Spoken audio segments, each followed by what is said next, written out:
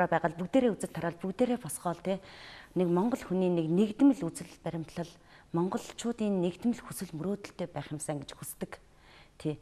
Тэгээд яг уу яваад болно, сурч болно, заавал эргэж ирж байгаасаа гэж би нэг их хүсдэг. Тий.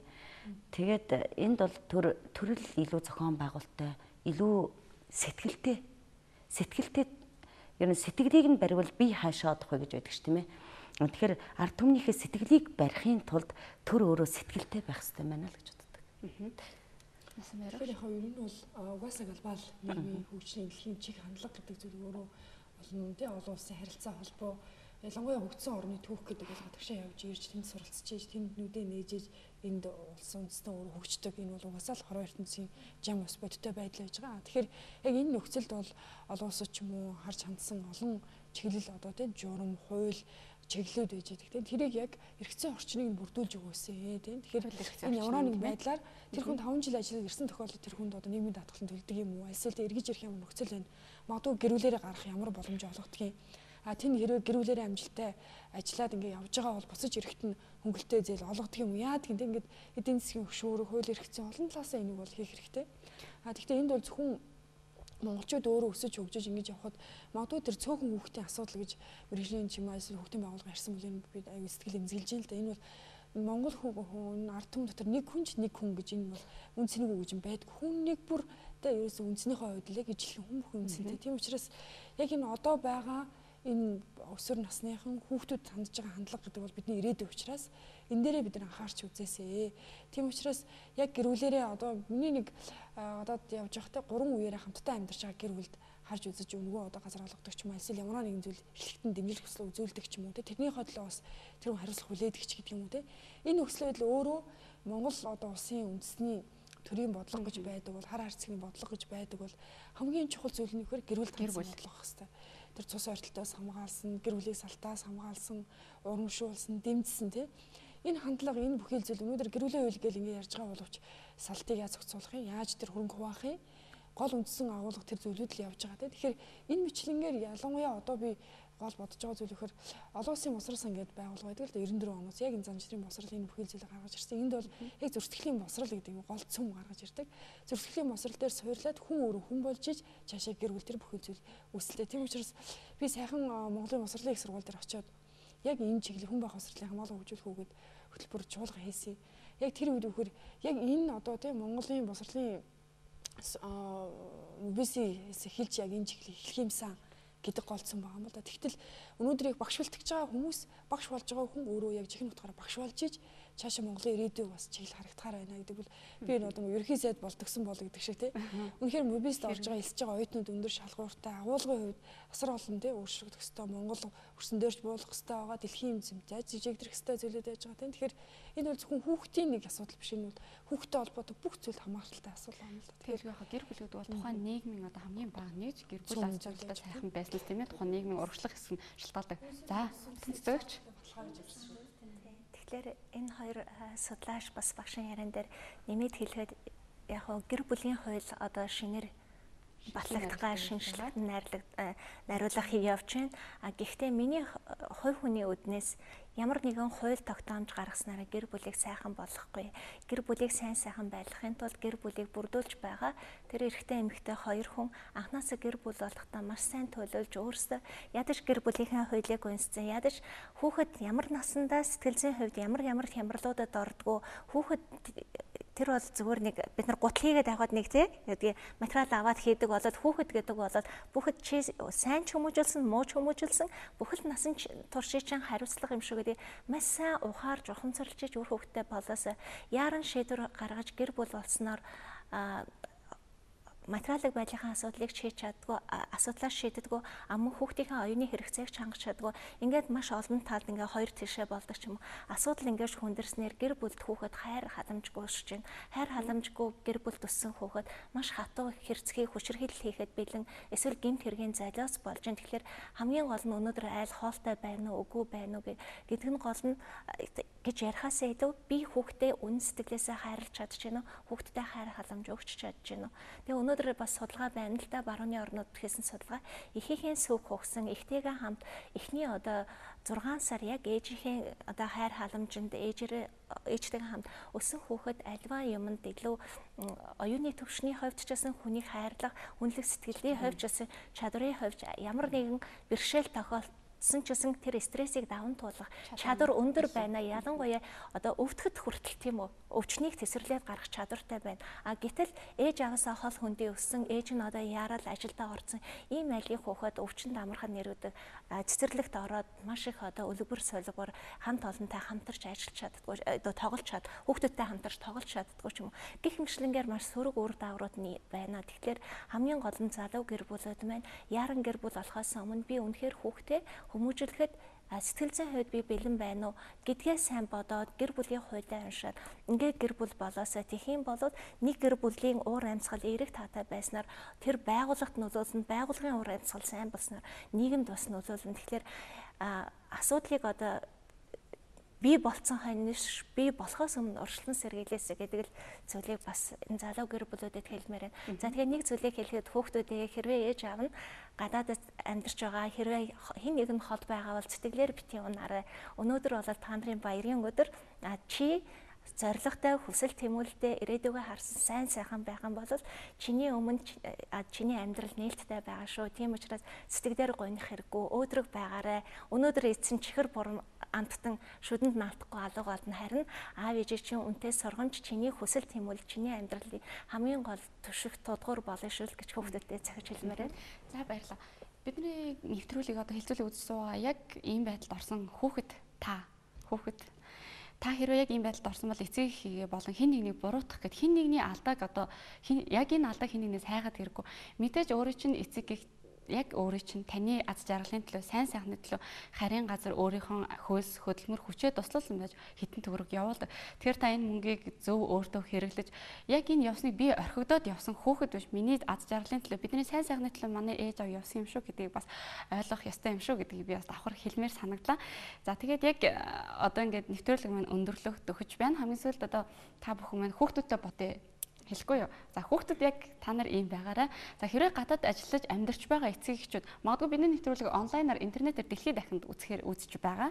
Тийм учраас бидний нэвтрүүлэг үзэн суугаа эцэг их та яг одоо хүүхдтэйгээ ямар харилцаа тогтоох ёстой юм. Бидний нэвтрүүлэг үзэж байгаа хүүхэд та яг ээж автайгаа гэр бүлэн ойр дотныхонтойгоо ямар харилцаа тогтоох ёстой юм бэ гэдэг дээр хэлэхгүй юу. Гадаад байгаа аав ээжүүдэд хэлэхэд бол хүний амьдралд олон л асуудал байна л да, тийм ээ. Тэгэхээр нь болж игэл ирээсэй л гэж боддоо шүү дээ. Яг хүүхдийн өмнө хичээл заагаад би ингээл 30 хүүхдэд хичээл заагаад сууж хахад өөр юм бодоод суудаг шүү таны хүүхэд, тий? Ерөөсөө ингээ харцсан гүнхтэй тэгэл өөр юм бодоод сууждаг. Хичээлээ анхаарахаас илүү ээжигээ аавыгаа санаад иждэг. Тэгээд болж игэл ирээсэй гэж би ихэнхэд нь хэлүүлдэг байхгүй аав ээжт нь. Тийм тэгээ яг ирж чадах юм ч би чадахгүй ч бил дээ.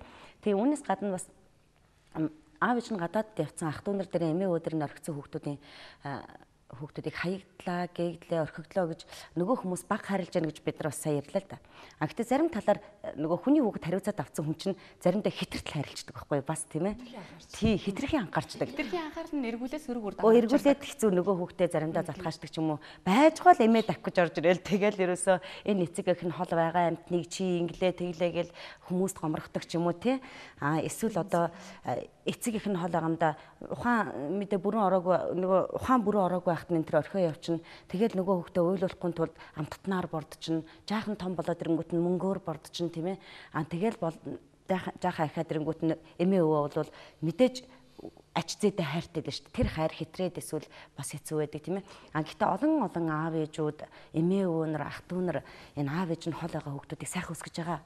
Тэгээд би ер нь тийм хүмүүс ярьдаг. Гэхдээ тэр одоо мундаг энэ Лондонгийн их сургуулийг төгссөн гэж ярихаасаа би тэр хүмүүст одоо мундаг байна. А гэхдээ илүү баяр хүргэмээр хүмүүс бол аав ээж нь хол байгаа хүүхдүүдийн ая эвийг олоод тэгээд эрүүл саруул ухаалаг сайхан өсгөж байгаа тэр ард нь үлдсэн аав ээжүүд ард нь үлдсэн өвөө эмээ гэдэг бол өстой эрхэм гавьяатай хүмүүс юм а. Тэр хүмүүст баярын мэнд төргийа. За баярлалаа. За баярлалаа. Тэгээд хамгийн гол тэр хүүхдүүдийн хувьд өөрөөсөндөө бас яагаад би энд те манай гэр бүлийн болсон бэ гэдэг учир шалтгаан те. Ерөөсөө л эцэг хэмжээ өрөвтэй бодлоо эргээд тэр гэр бүлийнхаа сайн сайхны төлөө байгаа гэдгийг ойлгож те илүү ухаантай байгаасай, ухаалаг байгаасай. Тэгээд тэрнээс гадна хамгийн гол чухал зүйл нь юу гэхээр өөрийнхөө одоо байгаа зүйлдээ те сэтгэл хангалуун те байгаа бол илүү ирээдүйд би яавал та илүү хүнд хэрэгтэй хүн болох уу? Ингэж их зориулсан, ингэж их харж мэдэрсэндээ ингэж их одоо байгаа энэ бүхэл нөхцөл байдлыг явал хамгийн зөвөр авч явж болох вэ гэдгийг бас бодож үзэж өөрөө өөртөө бас сайн бодож тунгааж үзээсэй. Тэгээд бас ээж аавдаа те баяр баясгалан өгөх гэж ээж аавынхаа төлөө өөрөө өдөр бүхэн бас хурцлж зоригтой, хичээнгүй, чармаалттай байгаасаа. Тэгээд ерөөсөө хүний амьдрал агаар мэд хэрэгтэй зүйл хайр л байгаа шүү дээ. Тэгэхээр яг тэр хайр гэдэг зүйлийг мэдээж бодтой авч өгч чадахгүй байгаа бол яг энэндээ тодорхой хугацаанд өөрөөгөө зориулж байгаа өөрөөгөө чи одоо тэ зөв сайн хүн болно гэдэг чи ээж аваа ачийг хариулж байгаа. Ийм л одоо хүний амьдрал хамгийн нандаа харилцаа. Тийм учраас сайн яваа хүн гэдэг бол хүний амьдралын өөр хамгийн аж гавьяа буюу өөрөөх нь ирээдүй гэсэн утга учраас энэ бүхэл зүйл илүү хүүхдүүд маань ч гэсэн аав ээж минь ч гэсэн анхаарч үзээсэй. Тэгээд илүү их сайхан те ингээд тэр баяртай өөртөө өдөр нэг л өдөр ирнэ. Амьдарч байгаа аав ээж. Нэг л өдөр сайхан өдөр ирнэ те. Тэрийг хүлээж те ийм байгаа байдал юм байна гэж хэцүүдэх биш. Сайхан өдрийн төлөө хичээгээсэй. Тэгээд ээж аавдын хувьд бол те ямар нэгэн байдлаар тэр ялангуяа би өсвөр насны охтуудад ихлэ санаа зовдөг юм л да. Тэгээд бэлгийн харьцааны тухай ч юм уу яах ёстой юм бол те. Тийм учраас тэр ариун байдлын тухай ээж аавд илүү анхаарч өгөөсэй. Тэгээд хүүгээ ч гэсэн охиноо ч гэсэн те тэр бэлгийн харьцааны тухай ярина гэхээр ээж аваа санаа зовдөг тийм. Гэтэл ерөөсөө сая нэг судалгаа аваад үзэхэд жил ирэх тусам гэр бүл улсын дараа бэлгийн харьцаанд орно гэдэг тэр ойлголт хүүхдүүдийнх ялангуяа хөвгүүдийнх доош бууж байна. 80% байсан 4 жилийн өмнө одоо бүр 60-аа ороод тийм наснаас амраад 40% явж байгаа ч насныхан байна. Хамаагүй тийм. Хамаагүй эзэж хамаагүй орж болно гэдэг. Тэгэхээр энэ хамгийн хүний амьдрал яг тэр өсвөр наснд хилжилтийн наснд ялангуяа тэр бэлгийн харьцаа гэдэг зүйлийг буруугаар ойлгож орох юм бол энэ бол өөр өөрхөн үнэт зүйлс амьдралд итгэл асар олон зүйлийг алддаг хамгийн аимшигтай зүйл юм л. Тэгэхээр энэ зүйл дээр ээж аваад илүү анхаарч хүүхдтэйгээ охинтойгоо те хүүтэй охинтойгоо илүү нээлттэй яриасаа энэ зүйл ерөөсөө ариун байдлыг гэдэг бол хамгийн чухал шүү гэдгийг бас ойлгуулж хэлж өгч хамгаалж байгаасаа энэ бол монголчуудын үеэс үед явж ирсэн хамгийн тэр үр хөвгтө өмжүүлж исэн цаад мөн чанар байгаа шүү дээ. За баярлалаа зүг. За тэгээд энэ баярын өдөр бас ийм сайхан нэвтрүүлэг явуулж байгаа танай телевизийн хамт олонд маш их баярлалаа.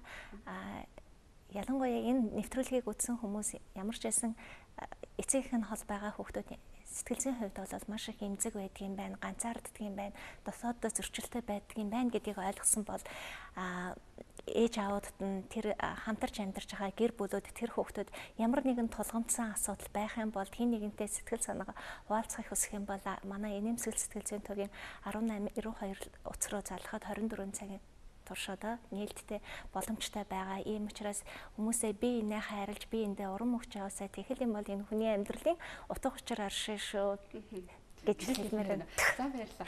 Тэгээд яг амьдралд орхиод явсан аав ээж болж байгаа бүтэж байгаа олон сайхан харагдаж байгаа хаа тийм. Гэхдээ бити хуртаас судалгаа байгаа шүү дээ. Нөгөө сарамгчингийн үр төлийг ээжээс нь салгаал хэсэг байх гэж шүү.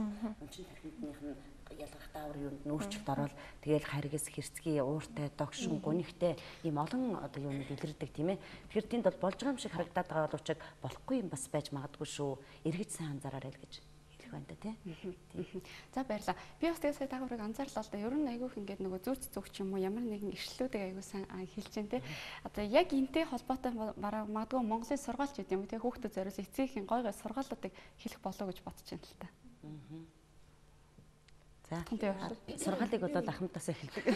За бурлаас өгсөн. Тэгэхээр хамгийн гол одоо хүүхдүүдэд хэлхийг хүсдэг юм те. Одоо ерөөсөө хүний одоо амьдралын хамгийн гол зүйл юу гэхээр эзэн хичээвэл заяа хичээн те. Хүний эрхтүүд өөрийн эрхтэн гэж те.